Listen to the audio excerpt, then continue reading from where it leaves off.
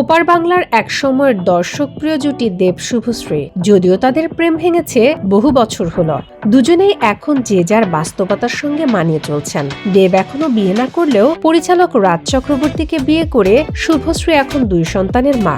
যদিও আগের মতোই কলকাতার সিনেমায় এখনো দাপিয়ে বেড়াচ্ছেন দেশু জুটি। তবে মজার বিষয় হলো যে রাজ চক্রবর্তীর ছবিতে কাজের প্রেক্ষিতেই দুজনের মন দেয়া নেয়া সম্পর্ক ভাঙনের পরে সেই নির্মাতাকে জীবনসঙ্গী হিসেবে বেছে নেন শুভশ্রী। বিয়ের পর থেকে রাজ শুভশ্রী জুটিও টলিউডে সমানভাবে চর্চিত।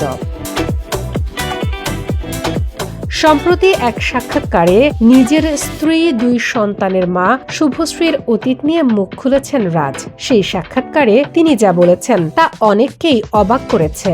দেব শুভশ্রীর প্রেমের সাক্ষী ছিলেন রাজ। সেই স্মৃতি মনে করে ভারতীয় গণমাধ্যমে দেওয়া সাক্ষাৎকারে রাজের মন্তব্য, আমারও একসময় মনে হয়েছিল ওদের বিয়ে হলে বোধহয় ভালোই হতো। এরপরই রাজের সত্য বাস্তব স্বীকারোক্তি, কিন্তু শুভশ্রী তো তা আদতে আমার কপালেই ছিল, কিছু করার নেই।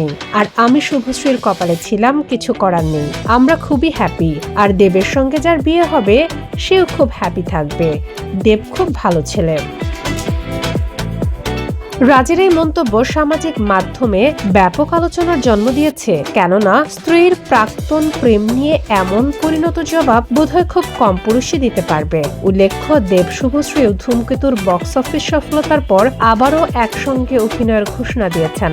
মান অভিমান ভুলে দেবের 51তম সিনেমা দেশুর সাথে আবার জুটি বাঁধবেন জনপ্রিয় এই জুটি। ইতিমধ্যে এক ফেসবুক লাইভে তারা বিষয়টি নিশ্চিত করেছেন।